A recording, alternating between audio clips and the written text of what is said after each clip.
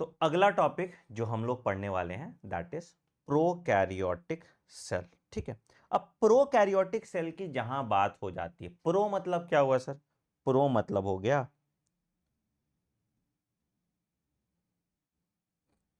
Primitive.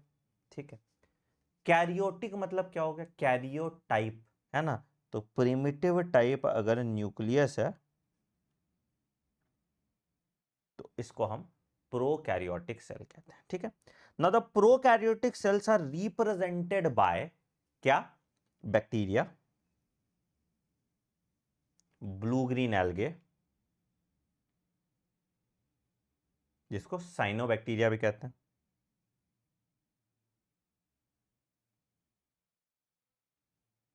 Mycoplasma and PPLO लिखा है which is the same thing. तो आप माइकोप्लाज्मा और पीपीएलओ इसको कर सकते हो। तो क्या क्या चीज आ गया इसमें? अगर हम प्रोकैरियोटिक सेल की बात करें तो प्रोकैरियोटिक सेल में आया पहले बैक्टीरिया। बैक्टीरिया दो तरह का है, एक है आर्की बैक्टीरिया और दूसरा है यू बैक्टीरिया। ठीक है, पहला। दूसरा आ गया आपका साइनोबैक्टीरिया या ब्लू ग्रीन एल्गे।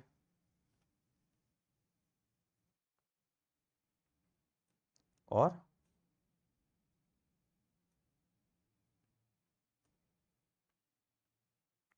तीसरा हो गया माइकोप्लाज्मा या पीपीएलओ। तीसरा क्या हो गया सर आपका?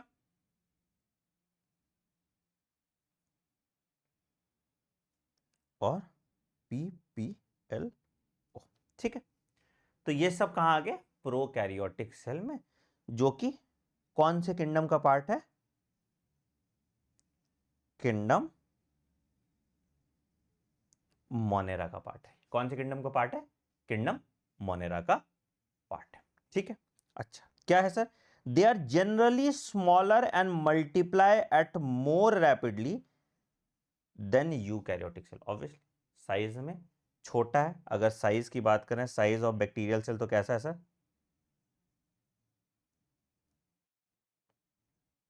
It is approximately 1 micrometre to 5 micrometre. ठीक है, तुम्हारी एनसीईआरटी कहीं पे 3 से 5 माइक्रोमीटर लिखती है, बट तुम डायग्राम जब देखोगे तो वहां पे दिखेगा 1 से 5 माइक्रोमीटर। ठीक है, अच्छा ठीक। दे में very greatly in shape and size. कौन कौन सा शेप है? 4 बेसिक शेप्स आर बैसिलस जो रॉड लाइक है, कॉकस जो स्पेरिकल है, विब्रो जो कॉमा शेप्ड का है, और स्पाइरुलम जो स्पाइरल है। आइए एक बार इनके शेप्स और इनके एग्जाम्पल लिख लेते हैं। ठीक है, तो अगर हम इसकी शेप की बात करें तो कैसा कैसा शेप देखने को मिल रहा है सर हमको? सबसे पहला क्या देखने को मिल रहा है? That is bacillus. That is rod like. ठीक है, रॉड लाइक समझते हो? रॉड कैसा स्ट्रक्चर होगा? ऐसे छोटा छोटा ऐसे रॉड जैसा स्ट्रक्चर होगा, है ना? ऐसा स्ट्रक्चर होगा, है ना? या ऐसा स्ट्रक्चर होगा। ठीक है, कोई एग्जांपल बताओ बैसिलस का। क्या हो जाएगा? बैसिलस थुरिनजेनिसिस हमने पढ़ा था, है ना? बैसिलस थुरिन जेनेसिस, है ना? ये हो गया बैसिलस। ठीक है, दूसरा क्या बोला हमने? कॉकस।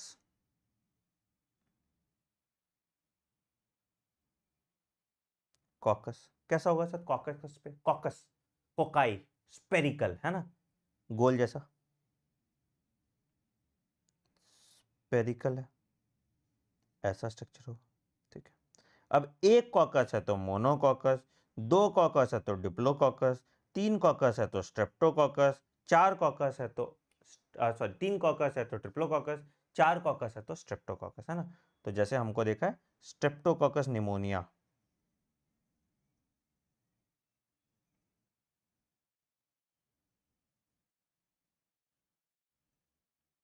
ठीक है, तो ये कैसा शेप है इसका? इसका शेप कॉकस। अच्छा, एक और शेप पूछ सकता है तुमको, गोनोरिया का, Neisseria गोनोरिहे।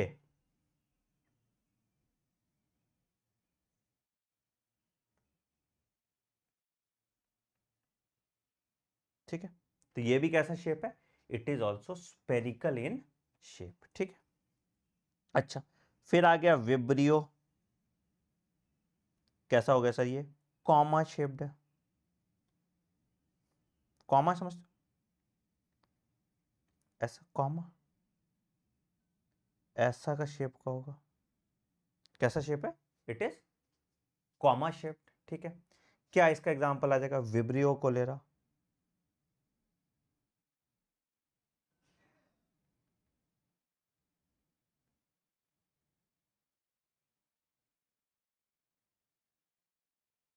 Cholera water borne disease था, है ना, आपने देखा था। ठीक है, फिर आ गया स्पाइरल या स्पाइरुलम, स्पाइरल शेप्ड है।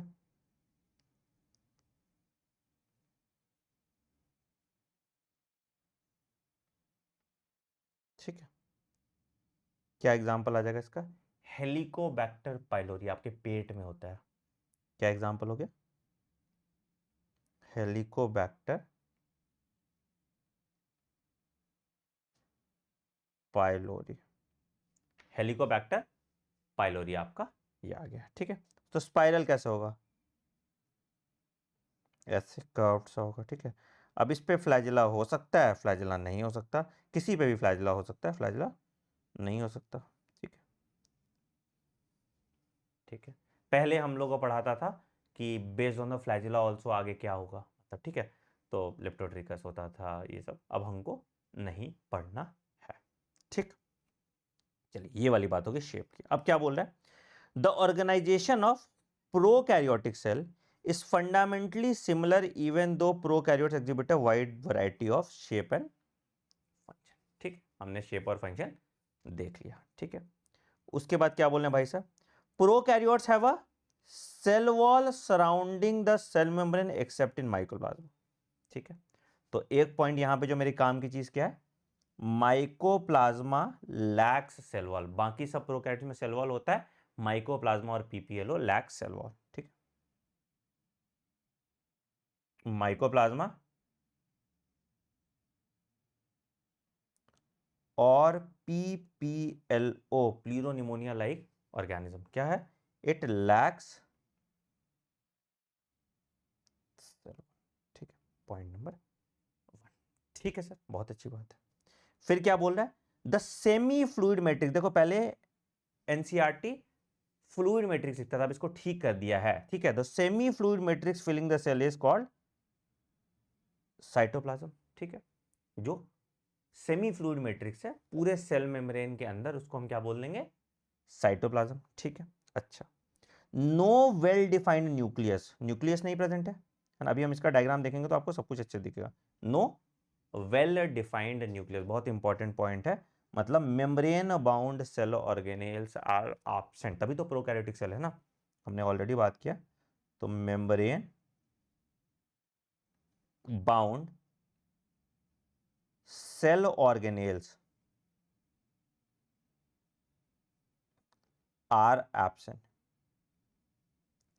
Membrane bound cell organelles are absent, तो वेल डिफाइंड न्यूक्लियस हमको नहीं देखने को मिलता है। ठीक है, अब यहां पे देखो जेनेटिक मटेरियल पे बड़ी इंपॉर्टेंट बात कही है, तो जेनेटिक मटेरियल क्या है, नेकेड है। सबसे पहले जेनेटिक मटेरियल यहां पे लिखो और उसके बाद पॉइंट बाय पॉइंट समझते हैं। पहला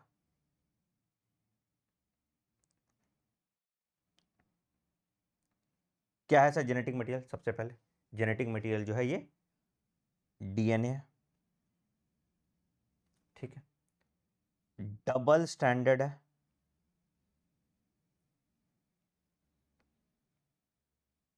सर्कुलर है शेप, है ना, गोल है। ठीक है, and it is naked, naked मतलब क्या हुआ sir, it is not associated with histone protein, histone protein के अलावा दूसरे प्रोटीन्स होंगे बट ये हिस्टोन प्रोटीन, तो it is not associated with histone. ठीक है सर, अच्छा, नंबर ऑफ क्रोमोसोम क्या होगा, अगर हम बात करें तो सिंगल क्रोमोसोम,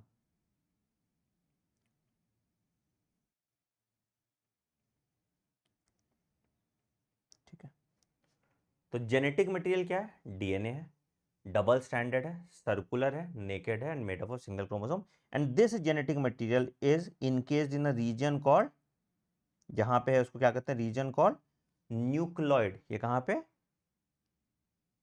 न्यूक्लियोइड में, ठीक है। तो यहां पे बात कर दिया हमने, ठीक है। तो in addition to the genomic DNA, अब यहां पे तो नॉन इन्वर्टेड बाय, ठीक है। In addition to the genomic DNA क्या है? सिंगल क्रोमोसोम, सर्कुलर डीएनए है। Many bacteria have small circular DNA outside the genomic DNA, इसको क्या कहते हैं? प्लास्मिड। तो अब क्या है? जीनोमिक डीएनए के बाहर तो क्या है कि एक्स्ट्रा क्रोमोसोमल, क्रोमोसोम के बाहर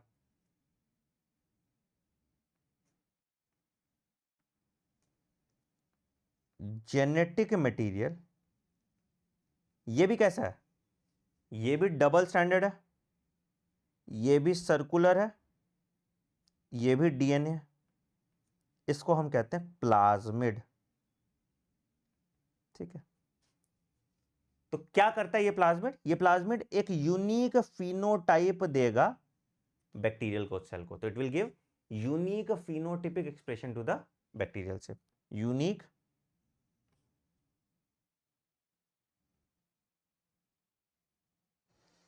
टिपिक expression to the bacterial cell, ठीक है। जैसे एंटीबायोटिक से रेजिस्टेंस प्रोवाइड करा रहा है ना, that is example, resistance to antibiotic. देखो जो मैं अलग से लिख रहा हूं वो तुम्हारे लिए ब्रह्मास्त्र है, मतलब उसी पे तुम्हारा सवाल आने का प्रोबेबिलिटी है, ठीक है। अच्छा, तो क्या है? The smaller DNA are called plasmid. The plasmid DNA confers certain unique phenotypic characters to bacteria such as resistance to antibiotics, ठीक है। फिर लिखा है in higher classes you will learn that this plasmid DNA is used to monitor bacterial transformation. इस पे अभी हम बात करेंगे बायोटेक्नोलॉजी में, ठीक। Nuclear membrane is found in eukaryotes, prokaryotes में नहीं होता। No organelle like that in eukaryotes are found in prokaryotic cell except for ribosome, ठीक है। तो ribosome is common in both prokaryotes and eukaryotes पे सवाल आ सकता है, ठीक है।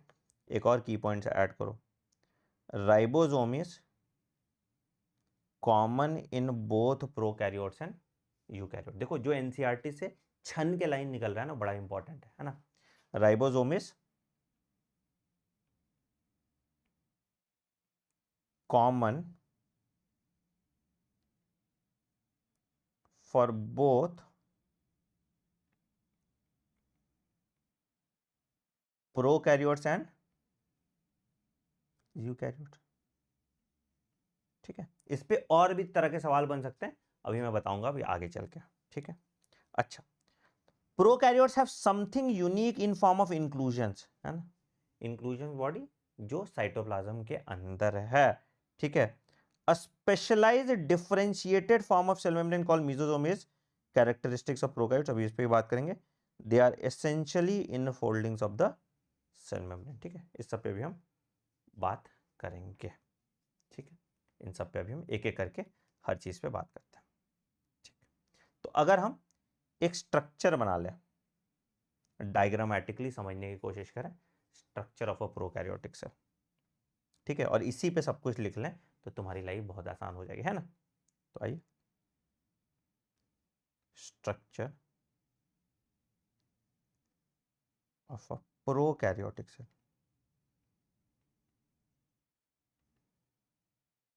ठीक है। साथ के साथ हम डायग्राम के बगल में ही चीजें लिखने की भी कोशिश करते रहेंगे, ठीक है। तो अगर हम प्रोकैरियोटिक सेल की बात करें, ठीक है, तो सबसे बाहर वाला लेयर, सबसे बाहर वाला लेयर, इसको हम लोग कहते हैं ग्लाइकोकैलिक्स। क्या कहते हैं इसको? इसको हम लोग कहते हैं ग्लाइकोकैलिक्स, ठीक है। एक एक करके हम इसका लिखते भी जाते हैं, है ना, एक एक करके हम इसका लिखते भी जाते हैं। ठीक है, सबसे बाहर वाला लेयर इसको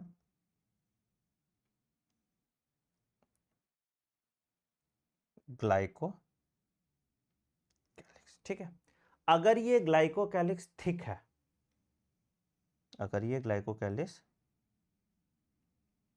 थिक है तो हम इसको कहते हैं कैप्सूल, ठीक है। और अगर ये थिन और म्यूसिलेजिनस है, चिपचिपा सा है, गिलगिला सा है, ठीक है, तो हम इसको कहते हैं स्लाइम लेयर। तो अगर ये स्मूथ एंड म्यूसिलेजिनस है,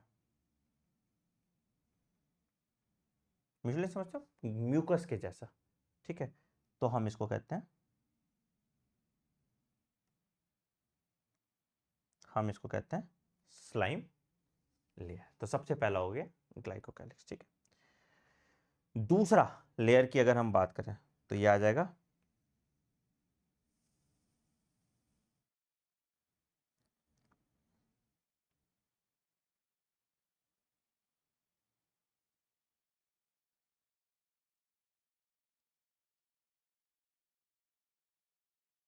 क्या कहेंगे इसको, ये दूसरा लेयर इज कॉल्ड सेल, ठीक है। सेल वॉल लिविंग है या डेड है sir, cell wall is dead. सब जगह प्लांट सेल में भी डेड होता है, यहां पे डेड होता है। और क्या चीज का बना है, it is made up of peptidoglycan. किसका बना हुआ है, ये सेल वॉल जो है आपका पेप्टिडोग्लाइकेन का बना हुआ है, ठीक है। पेप्टिडोग्लाइकेन होमोपॉलीमर है या हेट्रोपॉलीमर है, देखो दो तरह के पॉलीमर, अगर एक एक मोनोपोनिक यूनिट से पूरा पॉलीमर बना है, ठीक है, सेम टाइप के मोनोमरिक यूनिट से, तो उसको हम होमोपॉलीमर कहते हैं। जैसे अभी ये तक आप जितने पढ़ते हैं, इन्यूलिन फ्रुक्टोज का होमोपॉलीमर है, काइटिन एन एसिटाइल ग्लूकोजामाइन का होमोपॉलीमर है ना, तो सारे आपके होमोपॉलीमर है। ये जो इकलौता एग्जाम्पल है आपका जो हेट्रोपॉलीमर है, जो आप पढ़ते हो, वैसे तो बहुत सारे हेट्रोपॉलीमर होते हैं, बट ये एक एग्जाम्पल है जो आप पढ़ते हो, ठीक है। तो ये क्या है सर,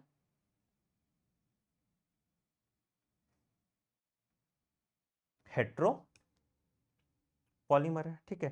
हेट्रोपॉलीमर किसका बना हुआ है, ये बना हुआ है एन एसिटाइल ग्लूकोजामाइन का और एन एसिटाइल म्यूरमेरिक एसिड का ज्वाइंड बाय बीटा 1,4 लिंकेज। तो ये होता है, it is made up of N acetyl glucosamine, आपको पता होना चाहिए, and N acetyl muramic acid का बना हुआ है, ठीक है। तो इसीलिए ये हेट्रोपॉलीमर कहलाता है, ठीक है। सेल वॉल जैसा होगा जैसे इसका होता था, ये भी फ्रीली परमिएबल होगा, ये भी फ्रीली परमिएबल होगा, और इसके अंदर एक और लेयर होगा जिसको हम सेल मेम्ब्रेन कहते हैं, जिसको हम सेल मेम्ब्रेन कहते हैं। ये आ जाएगा आपका, कैसे है सर, क्या चीज का बना होगा, सेल मेम्ब्रेन जैसे यूकैरियोट्स का था, तो क्या चीज का बना होगा, फॉस्फोलिपिड और प्रोटीन का, है ना। Cell membrane similar to eukaryotes, जो भी हम पढ़ेंगे अभी, तो इस पे ज्यादा दिमाग लगना नहीं, सिमिलर टू कैरियोट्स।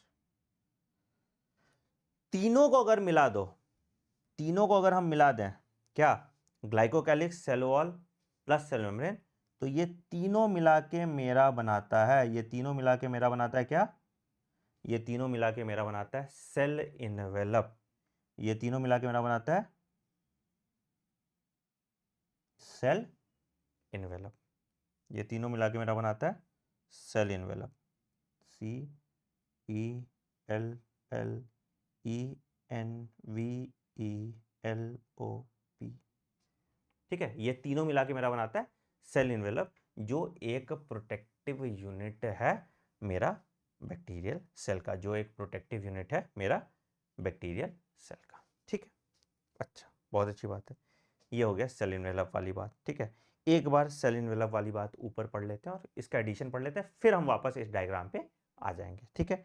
तो क्या कह रहा है, most prokaryotic cell particularly the bacterial cells have chemically complex cell envelope, ठीक है। सेल एनवेलप कंसिस्ट ऑफ क्या, a tightly bound 3 layered structure, outermost layer glycocalyx, followed by cell wall and then the plasma membrane. Although each layer of the envelope perform distinct function, they act together as a single protective unit, ठीक है। अच्छा, अब एक चीज बताया है कि bacteria can be classified into 2 groups on basis of the difference in cell envelope. कैसा होता है सर, एक को हम कहते हैं ग्राम पॉजिटिव बैक्टीरिया और दूसरे को हम कहते हैं ग्राम नेगेटिव बैक्टीरिया। और इस पे एक स्टेनिंग टेक्निक डिवाइस है जिसको हेनरी क्रिश्चियन ग्राम ने स्टेन किया था। प्लीज इसको लिखिए, ग्राम स्टेनिंग टेक्निक, ठीक है। एक पॉइंट यहाँ पे आई, अगले पेज पे आई, और यहाँ पे लिखिए ग्राम स्टेनिंग टेक्निक। तुम्हारा इतना परफेक्ट नोट्स बन जाएगा नहीं ये कि तुम्हें मजा आ जाएगा, ठीक है। लिखिए ग्राम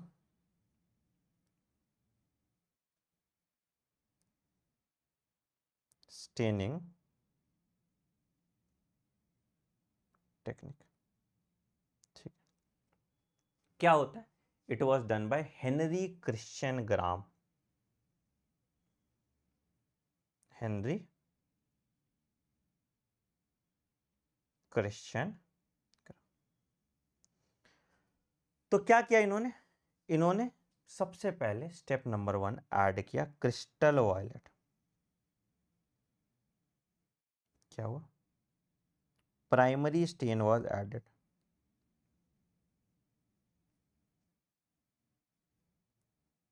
primary stain that is crystal violet add किया, ठीक है। सबसे पहला प्राइमरी स्टेन या क्रिस्टल वायलेट ऐड किया, तो इससे क्या हो गया, बैक्टीरिया का जो कलर है वो कैसा हो गया, किस कलर का हो गया, वायलेट कलर या पर्पल कलर का, है ना। तो बैक्टीरिया का कलर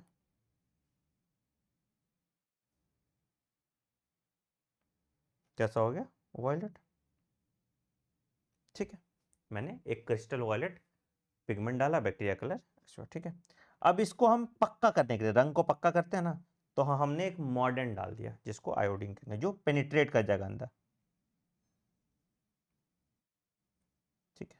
क्या है सर, आयोडीन, ठीक है। आयोडीन की वजह से अब ये जो कलर है ये और पक्का वायलेट हो गया, मतलब यहाँ पे जो कलर है फिर से ये वायलेट हो गया, ठीक है। अब हमने क्या किया, पहले इसको पानी से धोया और फिर इथेनॉल से धोया। अब हमने तीसरी बार क्या किया, पहले पानी से धोया चूंकि ऊपर ऊपर का स्टेन सारा हट जाए, ठीक है। उसके बाद हम इसको डी कलराइजर यूज किए जो कलर को हटाएगा। तो तीसरे स्टेप में हमने क्या ऐड किया, डी कलराइजर, ठीक है। क्या होगा डी कलराइजर, यहाँ पे मेरा अल्कोहल हो सकता है या एसीटोन। क्या होगा सर इससे, कुछ बैक्टीरिया का कलर नहीं जाएगा, ठीक है। तो क्या होगा,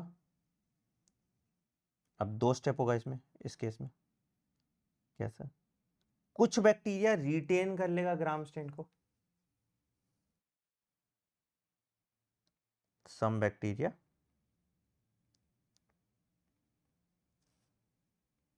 रिटेन द ग्राम स्टेन, ठीक है। मतलब इसका कलर क्या रह गया, इसका कलर वॉयलेट ही रह गया, ठीक है। कुछ बैक्टीरिया ने ग्राम स्टेन को गिव अप कर दिया, यानी कलरलेस हो गया। Some bacteria loses the Gram stain,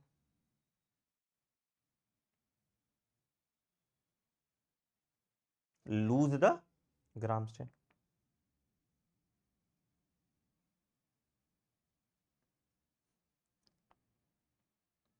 क्या हो गया इसका कलर सर, इसका कलर हो गया कलरलेस,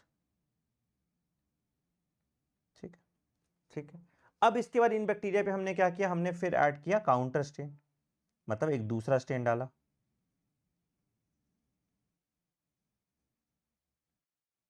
क्या होगा काउंटर स्टेन, यहाँ पे सैफ्रेनिन या इयोसिन यूज कर लो, मर्जी है। सैफ्रेनिन का कलर क्या होता था, लाल, ठीक है।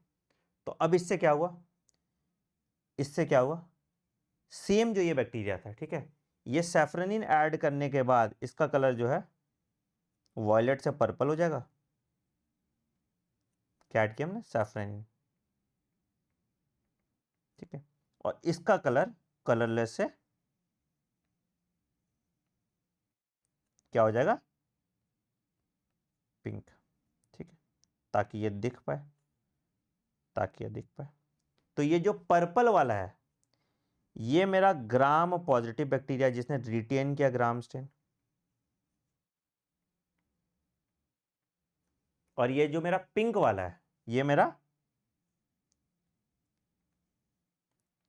ग्राम negative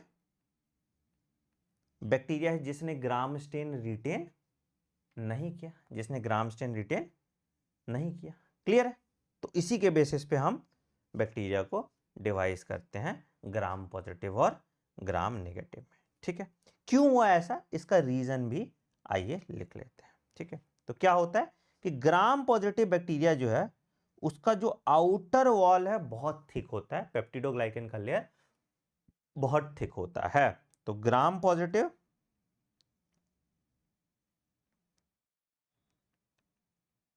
bacteria have a thick wall made up of peptidoglycan।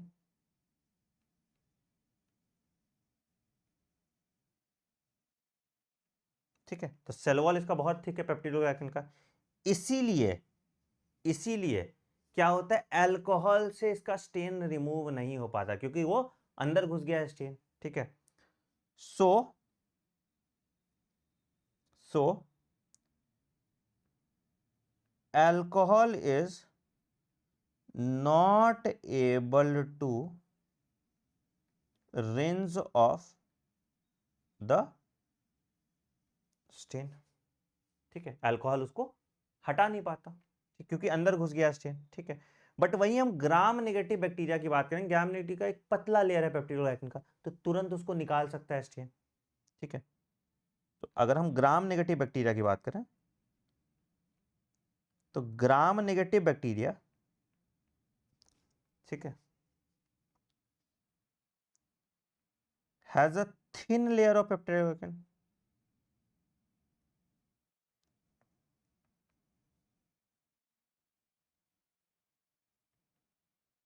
which is removed easily by alcohol। it is removed easily by alcohol। अभी मैं डायग्राम दिखाता हूं तो तुमको और अच्छे से समझ में आ जाएगा। जैसे मान लो कि अगर मैं ग्राम पॉजिटिव बैक्टीरिया की बात करूं तो ग्राम पॉजिटिव बैक्टीरिया का कैसा है, ऐसा लेयर है। देखो मान लो कि ग्राम पॉजिटिव बैक्टीरिया अगर मैं बनाऊं तो ये ग्राम पॉजिटिव बैक्टीरिया पहला जो बड़ा सा लेयर है, पहला जो बड़ा सा लेयर है, it is what, it is peptidoglycan का layer, it is peptidoglycan layer जिसको सेल वॉल कह देंगे। ठीक है, और उसके नीचे है मेरा, उसके नीचे है मेरा सेल मेम्ब्रेन जो लिपिड बाइलेयर का होगा और प्रोटीन्स इसमें एम्बेडेड होंगे, है ना, सेम जैसे यूकैरियोट्स का होता है।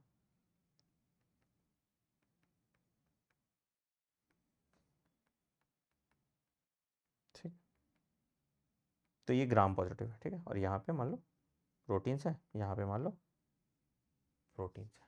ठीक है, तो ये सेल वॉल है which is made up of peptidoglycan. ठीक है, और ये तुम्हारा आ गया प्लाज्मा मेम्ब्रेन। तो स्टेन क्या होता है, इसके अंदर घुस जाता है तो उसको हम निकाल नहीं पाते। ये तुम्हारा ग्राम पॉजिटिव बैक्टीरिया की बात होगी। ठीक है, वहीं अगर हम ग्राम नेगेटिव बैक्टीरिया की बात कर लें, यहीं पे अगर हम थोड़ा साइड हटा के ग्राम नेगेटिव बैक्टीरिया बनाए, अच्छा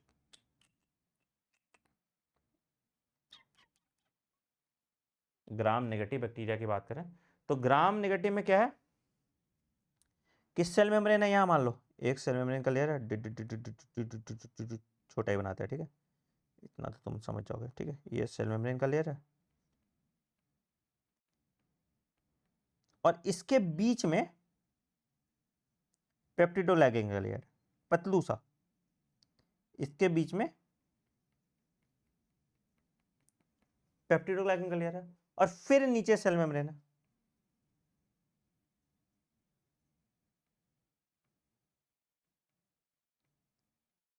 तो भैया लिपिड मेम्ब्रेन अल्कोहल में डूब जाएगा, यहां से स्टेन हट जाता है। तो ये जो पेप्टिडोग्लाइकन लेयर है वो यहां पे है, प्लाज्मा मेम्ब्रेन यहां पे, ठीक है। ये तुम्हारा ग्राम नेगेटिव बैक्टीरिया के केस में है। समझ में आया? ये तुम्हारा ग्राम नेगेटिव बैक्टीरिया के केस में हो रहा है, ठीक है। ठीक है, ठीक है सर, कोई दिक्कत यहां तक? कुछ भी ऐसा जो समझ में नहीं आया तो बताइए, ठीक है। तो बेस्ड ऑन इसी को हम ग्राम स्टेनिंग कहते हैं, ठीक है। चलिए आगे बढ़ते हैं। तो क्या कह रहा है, glycocalyx differs in composition and thickness among different bacteria. It could be a loose sheath called slime layer in some, while it may be thick and tough called capsule, ठीक है। सेल वॉल क्या करता है, it determines the shape of the cell, provides a strong structural support and prevents the bacteria from collapsing or bursting, ठीक है। Plasma membrane कैसा है, plasma membrane is selectively permeable and interacts with the outside world, ठीक है। It is similar to that of eukaryotes, मतलब किसका बना है, it is made up of lipid bilayer and protein. तो it is made up of phospholipid and protein, ठीक है। अगर बोल दे, ऐसे क्वेश्चन फ्रेम कर दे कि the plasma membrane of prokaryotes is made up of, ऐसे डाल दिया फॉस्फोलिपिड एंड प्रोटीन, फिर डाल दिया ग्लाइकोलिपिड एंड प्रोटीन, ठीक है। तो क्या आप टिक करोगे, फॉस्फोलिपिड एंड प्रोटीन। क्लियर है सर? क्लियर है यहां तक? Cell envelope and its modification हमने देख लिया, ठीक है। अगला आते हैं, अब मीजोजोम की बात कर रहा था, ठीक है। मीजोजोम पे बात करते हैं, ठीक है। जहां जहां जो होगा लिखा हुआ वहीं पे हम एक पेज ऐड करेंगे और वहीं पे उसके बारे में लिख देंगे ताकि तुम्हारी एनसीईआरटी तगड़ी बन जाए, ठीक है। तो अब यहां पे हमको मीजोजोम ऐड करना है। तो मीजोजोम क्या बोला था मैंने, इनवैजिनेशन, इनवैजिनेशन समझते हो, इनवैजिनेशन समझते हो, इनफोल्डिंग। तो it is invagination in the cell membrane. तो यहां पे डालो, ये क्या हो गया, ये भाई साहब, इन भाई साहब को हम कहते हैं मीजो, ठीक है। आइए इसके बारे में थोड़ी जानकारी प्राप्त करते हैं। बनाइए भैया मीजोजोम्स।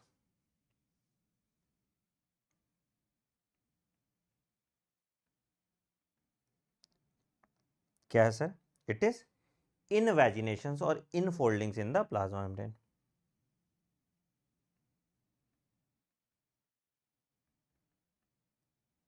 और इनफोल्डिंग ऑफ द प्लाज्मा, ठीक है। क्या क्या चीज का बना हुआ है सर ये आपका, ये बना होता है आपका वेसाइकल्स, टिब्यूल्स एंड लैमेले का। तो it is made up of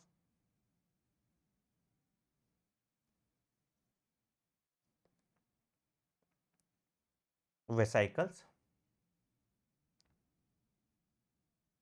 tubules and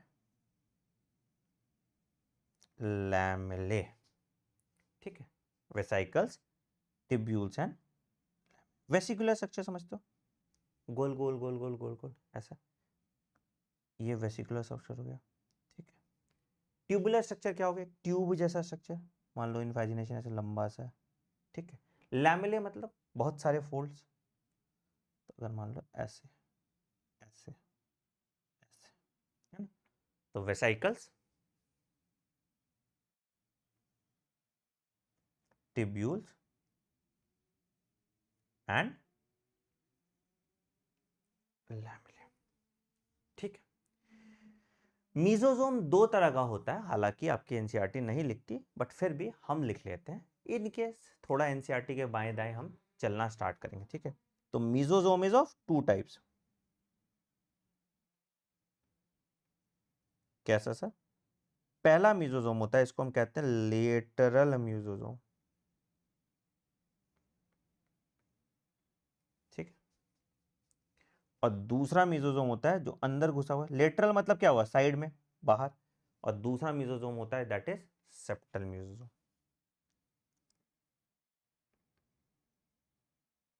septum में अंदर की तरफ, तो ऐसे याद रखो, ठीक है। सेप्टम में है तो सेप्टल मीजोजोम। लेटरल मीजोजोम की हम बात करें, कहां पे है भैया? सेल के पेरीफेरी पे, तो it is located at the periphery.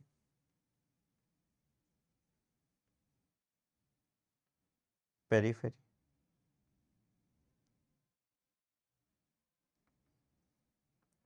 ठीक है। क्या ये न्यूक्लियस से कनेक्टेड है? न्यूक्लियोइड तो आपका बीच में है, तो सरफेस पे, तो it is not connected to nucleoid, not directly connected to nucleoid.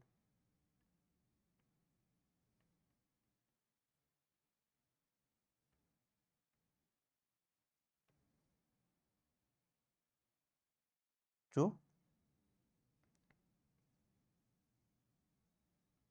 ठीक है। और काम क्या होता है इसका? हेल्प करता है ये रेस्पिरेशन में, तो इट हैज रेस्पिरेटरी एंजाइम्स, तो हैज एंजाइम्स। मतलब किसके तरह है? ये माइटोकॉन्ड्रिया के क्रिस्टे की तरह है, सरफेस एरिया बढ़ा रहा है, ठीक है। तो helps in respiration, cellular respiration, ठीक है। इसको हम लोग कॉन्ड्रॉइड भी कहते हैं, कॉन्ड्रॉइड भी कहते हैं, ठीक है। ये तुम्हारा हो गया लेटरल मीजोजोम, ठीक है। उसके बाद सेप्टल मीजोजोम हो गया। सेप्टल अंदर है, डीपली है, तो it is located in the central region of the cell, located in the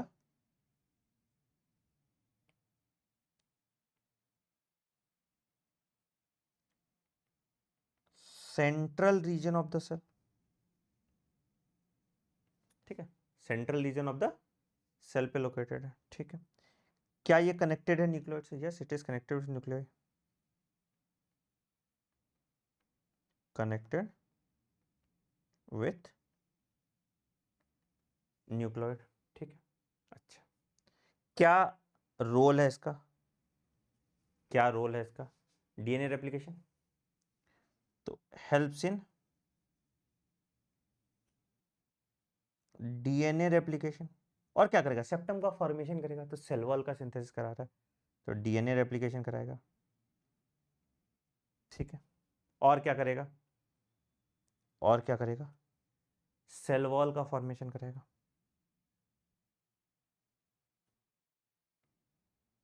ठीक है। सेल वॉल का फॉर्मेशन कराएगा, कौन सा मीजोजोम? सेप्टल मीजोजोम कराएगा, ठीक है। अच्छा, दो और होते हैं जो कॉमन होते हैं। एक हो गया सेल डिवीजन, सेल डिवीजन वही सेल वॉल फॉर्मेशन करा, सेल डिवीजन हो ही गया, ये भी सेप्टल मीजोजोम का ही पार्ट हो जाएगा, ठीक है। सिक्रीशन दोनों का पार्ट हो जाएगा, ठीक है। And increasing the surface area for enzymatic activity, increasing the surface area for enzymatic activity, increasing the surface area for enzymatic activity, ठीक है सर, ठीक है। तो ये हो गया मीजोसोम का। तो मीजोसोम क्या है sir? A specialised membranous structure is the mesosome which is formed by extension of plasma membrane. बात की extension of plasma membrane into the cell, ठीक है। These extension are form of vesicles बात किए थे, टिब्यूल्स बात किए थे, लैमेले बात किए थे, ठीक है। क्या काम है? सेल वॉल फॉर्मेशन बात की है, कौन सा मीजोसोम करेगा? सेप्टल मीजोसोम, सेप्टम बना रहा है। DNA replication and distribution to daughter cells, ये भी कौन कर रहा है? सेप्टल मिजोसोम, उसके बाद फिर respiration lateral mesosome, secretion majorly lateral, and to increase the surface area for enzymatic content. ठीक है, कुछ प्रोकैरियोट्स में साइनोबैक्टीरिया जैसे अदर मेम्ब्रेनस एक्सटेंशन होता है। पॉइंट याद रखिएगा कौन सा है, मेम्ब्रेन प्रेजेंट है तो this is also membranes extension present है, जिसको हम क्रोमैटोफोर्स कहते हैं, जिसके पास पिगमेंट्स है। ये पिगमेंट्स क्या हेल्प करेगा, ये पिगमेंट हेल्प करेगा आपके फोटोसिंथेसिस में। ये पिगमेंट क्या चीज में हेल्प करेगा, ये पिगमेंट हेल्प करेगा आपके फोटोसिंथेसिस में। तो ये वाला पॉइंट भी आप ऐड कर लीजिए। क्या ऐड कीजिएगा सर, ये वाला पॉइंट भी आप यहाँ पे ऐड कर लीजिए। कहाँ लिखूँ, यहीं पे लिख लेते हैं, ठीक है, यहीं लिख लो। ये भी अपने मिजोजोम के नीचे वाले जहाँ भी आप बना रहे हैं वहाँ पे ऐड कर लीजिएगा, ठीक है। क्या लिखोगे, हाँ, इन साइनोबैक्टीरिया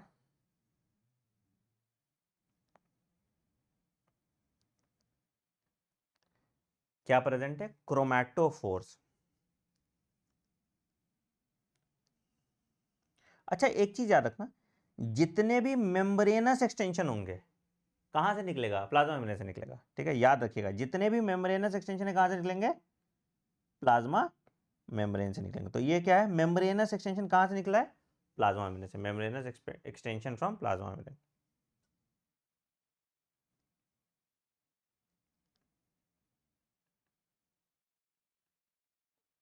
ऑफ प्लाज्मा मेम्ब्रेन, ठीक है। क्या होता है इनके पास, फोटोसिंथेटिक पिगमेंट होता है। कौन कौन सा फोटोसिंथेटिक पिगमेंट होगा, बैक्टीरिया में जो क्लोरोफिल होता है इसको बैक्टीरियो क्लोरोफिल कहते हैं, और कैरोटिनॉइड्स होता है, ठीक है। तो इट कंटेन्स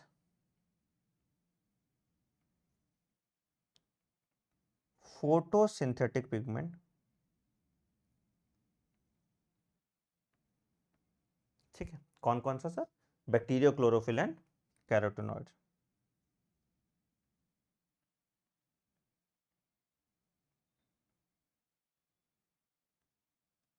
एंड कैरोटी,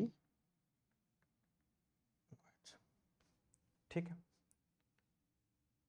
ठीक सर। क्या काम हो रहा होगा, फोटोसिंथेसिस, बताइए, ठीक।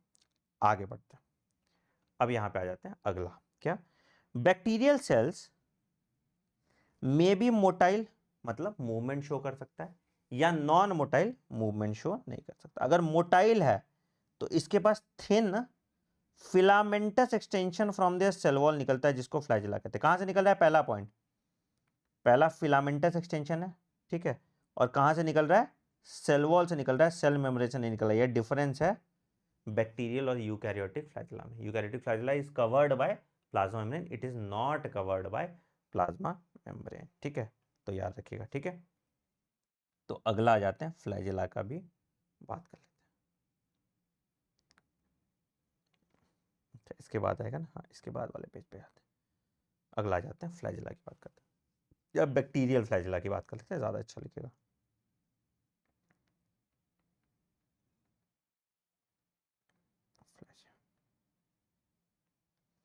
कहाँ से आया, इट इज थिन एक्सटेंशन या thin filamentous extension from the cell wall. पहला पॉइंट बहुत इंपॉर्टेंट पॉइंट है, ठीक है, थिन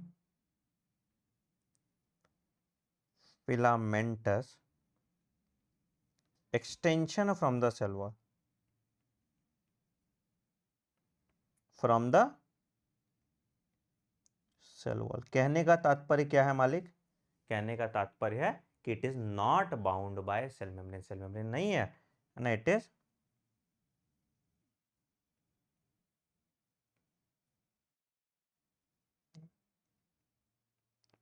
ठीक है, बहुत इंपॉर्टेंट पॉइंट, ठीक है।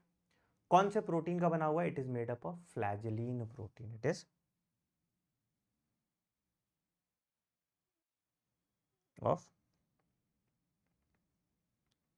फ्लैजिलीन प्रोटीन, ठीक है, इसको हाईलाइट कर दीजिएगा, बहुत इंपॉर्टेंट, ठीक है। जो यूकैरियोटिक फ्लैजिला वो किसका बना होता है, वो ट्यूबुलिन प्रोटीन का बना होता है, ठीक है, ध्यान रखिएगा, ठीक है। इसका 3 पार्ट है, कैसा होता है सर, मैं डायग्राम बताता हूं। तो अगर मान लो कि ये मेरा ग्लाइकोकैलिक्स है, ये मेरा सेल वॉल है और ये मेरा सेल मेम्ब्रेन है। तो फ्लैजिला कहाँ से निकल रहा है? It is extending from the cell wall, तो यहां पे निकलेगा। तो जो सबसे सेंट्रल पोर्शन है इसको हम क्या कह देंगे? इसको हम कह देंगे बेसल बॉडी। इसको हम कह देंगे basal body. And this basal body cell membrane तक घुसता है। ये बेसल बॉडी सेल मेम्ब्रेन तक घुसता है। अगर घुसेगा नहीं सेल मेम्ब्रेन तक तो मोटिलिटी नहीं शो पाएगा, लिविंग होता है। तो ये जो बेसल बॉडी है ये सेल मेम्ब्रेन तक तुम्हारा घुसता है, ठीक है। अच्छा, उसके बाद एक हुक होगा, बेसल बॉडी से एक हुक जैसा स्ट्रक्चर निकला होगा और उससे फिर फिलामेंट या लॉन्ग पार्ट निकल जाएगा। तो ये 3 पार्ट है। पहला पार्ट है that is filament, which is the longest portion.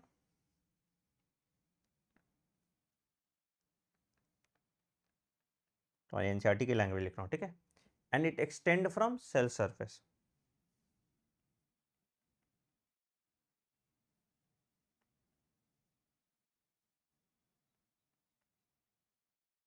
To outside, extends from cell surface to outside, ठीक है। दूसरा मेरा जो ये वाला पोर्शन है इसको हम क्या कह देंगे? इसको हम कह देंगे हुक, ठीक है। It is the curved portion, connect कर रहा है फिलामेंट को बेसल बॉडी से, है ना। कर्व्ड मिडिल पोर्शन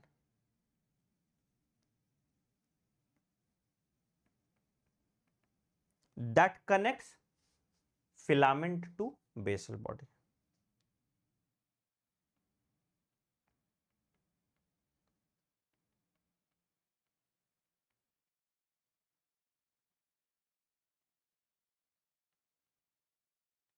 ठीक है, बेसल बॉडी में मोटर लगा है जो घूमेगा, मूवमेंट में हम उतना घुसते नहीं है। तीसरा पोर्शन जो आ गया that is basal body.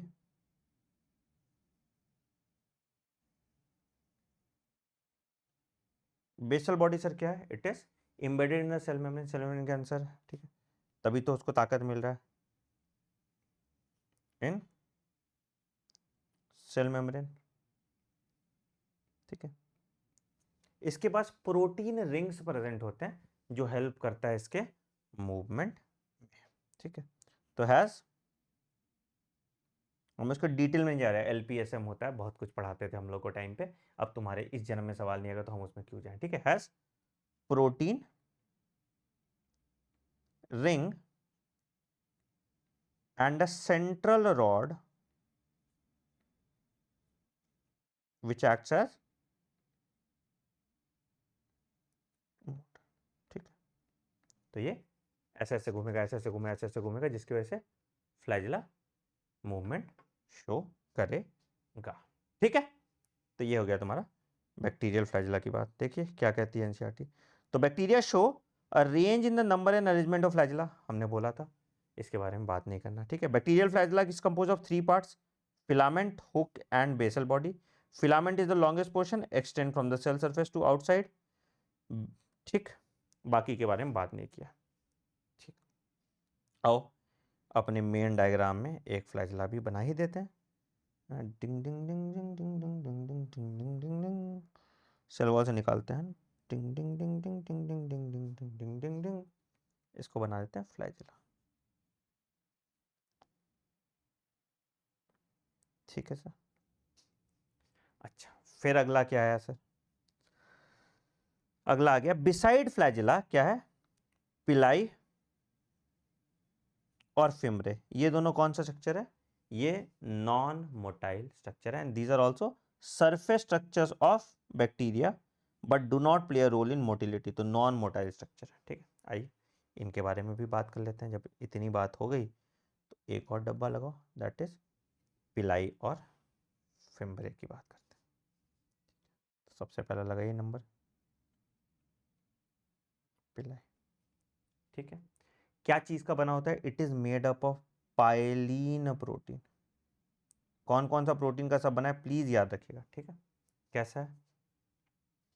Elongated, लंबा सा, ट्यूबुलर स्ट्रक्चर, ठीक है। इलोंगेटेड ट्यूबुलर स्ट्रक्चर करता क्या है? ये बैक्टीरियल कॉन्जुगेशन में हेल्प करता है ना, sexual reproduction in bacteria helps in bacterial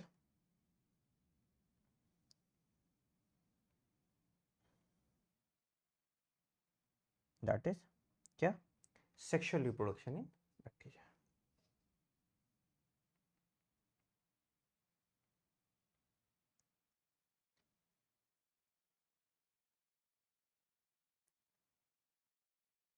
ठीक है सर, ठीक है सर, बहुत अच्छी बात है। कैसे करता है सर? तो मान लो ये बैक्टीरिया, ठीक, ठीक, इसके पास एक प्लाज्मिड था, ये क्या किया, ये अपना पिलाई निकाला, ठीक है, और ये दूसरे बैक्टीरिया को पोकी पोकी कर दिया, ठीक है, और ये अपना प्लाज्मिड इसके अंदर दे दिया, ठीक है, ठीक है। इसको सेक्सुअल कॉन्जुगेशन कहते हैं, ठीक। दूसरा है सर, इसको हम कहते हैं फिम्बरे। क्या कहते हैं इसको?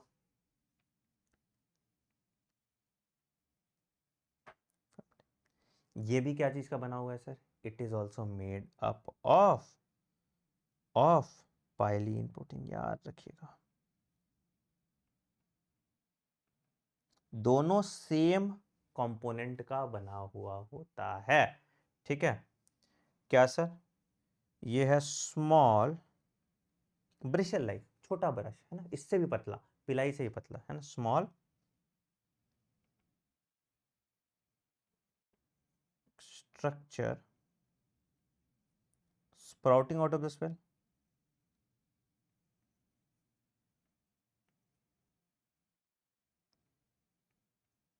ठीक है, sprouting out of the cell, ठीक है। क्या करता है? Helps in attachment to surface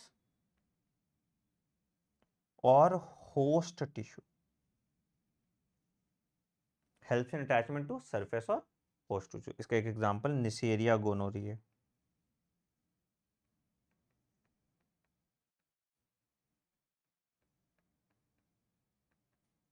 ठीक है।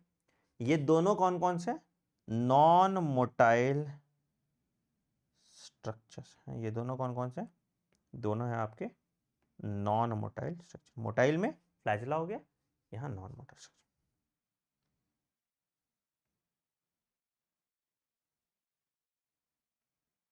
या इसको हम अपेंडेजेस भी बोल सकते हैं, बाहर निकला हुआ है तो इसको हम अपेंडेजेस भी बोल सकते हैं। तो लगाओ यहाँ पे लगा देते हैं फिम्बरे, ऐसे, ठीक, ये वाला हो जाएगा आपका फिम्बरे।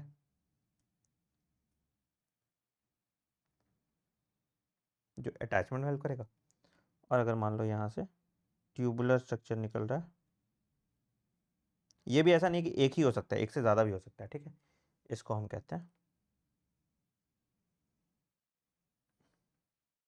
इसको हम कहते हैं पिलाई। अभी मैं दिखा दूंगा आपको पिलाई और फिम्बरे, अगर देखना है आपको तो। अगर मेरा ये ऐप चल रहा है प्रोकैरियोटिक, हाँ दिख रहा है ना, तो मैं आपको पिलाई और फिम्बरे दिखा दूंगा। तो देखो, ये तो तुम्हारा क्या है? दिस इज फ्लैजिला, बड़ा वाला सा, ठीक है। ये तुम्हारा जो है, सॉरी, ये पिलाई है, सॉरी, फ्लैजिला तो ये तुम्हारा है फ्लैजिला, ठीक है। ये वाला जो है तुम्हारा फ्लैजिला है, ठीक है। ये तुम्हारा जो है, दिस इज, जो बड़ा स्ट्रक्चर दिख रहा है ये आपका पिलाई है, और ये छोटकू छोटकू जो स्ट्रक्चर दिख रहा है ये आपका फिम्बर है। दिख रहा है? दिख रहा है, ठीक है। तो फ्लैजिला दिखा, ये पिलाई है, और ये फिम्बर है, ठीक है। चलिए बढ़िया, तो हमने फ्लैजिला, पिलाई और फिम्बरे भी देख लिया, ठीक है। तो does not play, the pili are elongated tubular structure made up of special protein. कौन सा स्पेशल प्रोटीन है? फिल इन द ब्लैंक्स हमने कर लिया, pilin protein. Fibrous small bristle-like fibers sprouting out of the cell. In some bacteria, they are known to help attach the bacteria to rock in streams and to tissue. ठीक है, इसका example भी हमने देख लिया, that is Neisseria gonorrhoea. Clear है, हमने NCERT को अच्छे तरीके से एम्पलीफाई कर दिया. ठीक है, अगला आते हैं राइबोसोम्स और इंक्लूजन बॉडी की बात करते हैं. ठीक है, अच्छा, पहला point, in prokaryotes ribosome is associated with plasma membrane of cell. क्या ये साइटोप्लाज्म से एसोसिएटेड है या नहीं? बिल्कुल, it is in the cytoplasm also. ठीक है, तो ये एक लाइन जो कंफ्यूज करता है. तो यहाँ पे पहला पॉइंट कि in prokaryotes ribosomes are associated to plasma membrane of the cell and is also found, इस पे लोग कंफ्यूज कर जाते हैं, इन साइटोप्लाज्म. साइटोप्लाज्म में भी राइबोसोम प्रेजेंट है. Prokaryotic ribosome is found in cytoplasm. So please इस बात का ध्यान रखिएगा. ठीक है, डायमेंशन से देखिए क्या है, they are about 15 to 20 nanometre in size. 15 by 20 nanometre in size. ठीक है, याद रखिएगा 1 नैनोमीटर is equal to 10 to the power -9 metres. ठीक है, तो दे आर कितना, 15 nanometre by 20 nanometre in size and it is made up of 2 सब यूनिट्स, 50s और 30s, और ये टुगेदर जो बॉन्ड करता है दैट इज 70s. तो अगर हम 70s राइबोसोम की बात कर रहे हैं तो ये दो पार्ट में 50s ये लार्जर सब यूनिट है और 30s ये स्मॉलर सब यूनिट है. ठीक है, ये जो S का वैल्यू है या S क्या है अभी हम यूकैरियोटिक राइबोसोम में देखेंगे, तो अभी यहाँ पे हम इसको दिमाग नहीं लगा रहे हैं. ठीक है, ठीक है. Ribosomes are the site of protein synthesis. तो प्रोटीन सिंथेसिस कहाँ हो रहा है प्रोकैरियोटिक सेल में?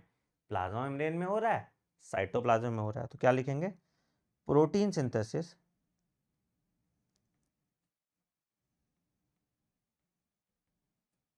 in prokaryotic cell occurs in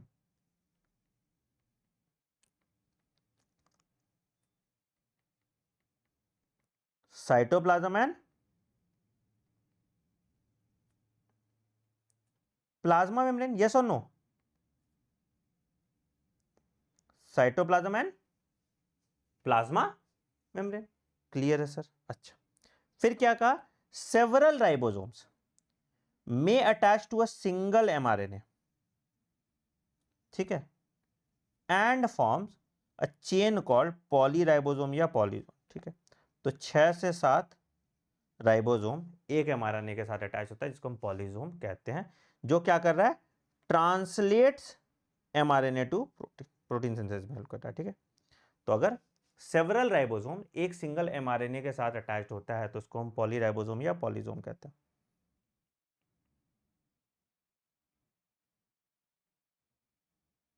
attach to a single mRNA तो क्या कहते हैं इसको, पॉलीराइबोसोम या पॉलीसोम.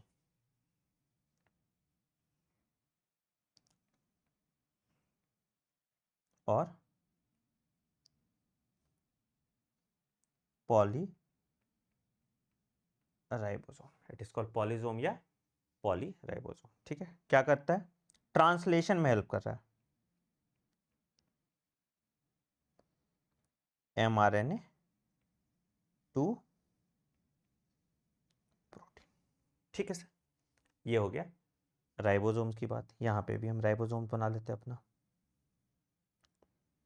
तो कुछ राइबोसोम मुझे कहाँ देखने को मिला, कुछ राइबोसोम मुझे यहाँ देखने को मिला, कुछ राइबोसोम मुझे साइटोप्लाज्म में देखने को मिला.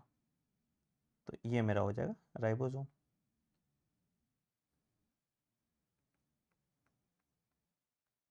ठीक है, जेनेटिक मटेरियल जिस रीजन में इनकेस है उसको हम क्या कहते थे, ये हमने ऑलरेडी बना चुके थे. क्या कहते हैं इस रीजन में जहाँ पे जेनेटिक मटेरियल है, इसको हम कहते थे न्यूक्लियोइड.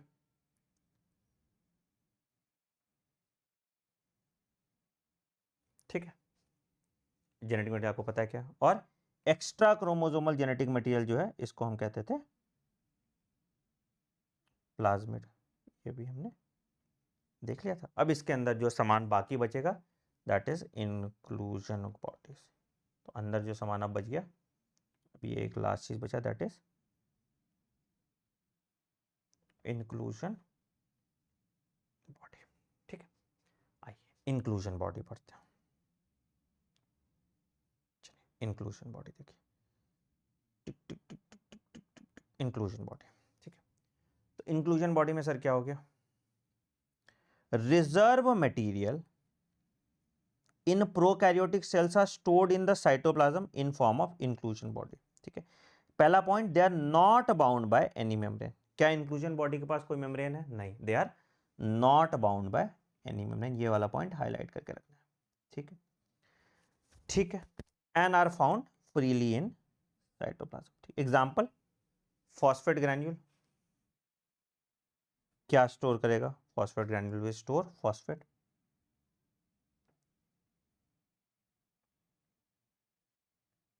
ठीक है, phosphate granule will store phosphate. ठीक है, साइनोफैसिन ग्रैन्यूल्स क्या स्टोर करेगा? ये starch, it will store starch. ठीक है, और glycogen granule obviously glucose, glycogen ही स्टोर करेगा, इट विल स्टोर ग्लाइकोजन। ठीक है, अच्छा एक और पॉइंट यहां पे बोल रहा है कि गैस वैक्यूल क्या है? It is found in blue green algae and purple green photosynthetic bacteria. क्या गैस वैक्यूल मेम्ब्रेन बाउंड होता है या नहीं होता है? तो याद रखना, gas vacuole is bound by a membrane. तो गैस स्टोर कैसे करेगा? बुलबुला तो किसी फॉर्म में रहेगा ना। तो गैस वैक्यूल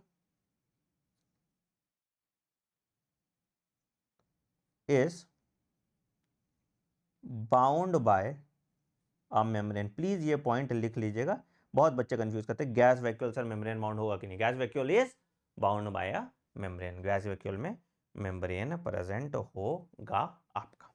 ठीक है, तो ये तुम्हारा प्रोकैरियोटिक सेल पूरा कंप्लीट हो गया। तो हमारा प्रोकैरियोटिक सेल पूरा कंप्लीट हो गया। अगली क्लास में यूकैरियोटिक सेल में हम मिलते हैं। क्या आपको इससे ज्यादा डिटेल की जरूरत है? अब बता दीजिए, क्या हमने एनसीईआरटी को 5 गुना एम्पलीफाई किया या नहीं? और इसके बियॉन्ड सवाल इस जन्म में नहीं आएगा। तो मतलब आपका एक एक टॉपिक बिल्कुल अच्छे तरीके से खत्म हो रहा है। और एक और चीज आपको मैं गिफ्ट दे देता हूं बेटा, हमारा एक बैच चल रहा है जिसका नाम है नीट 2026।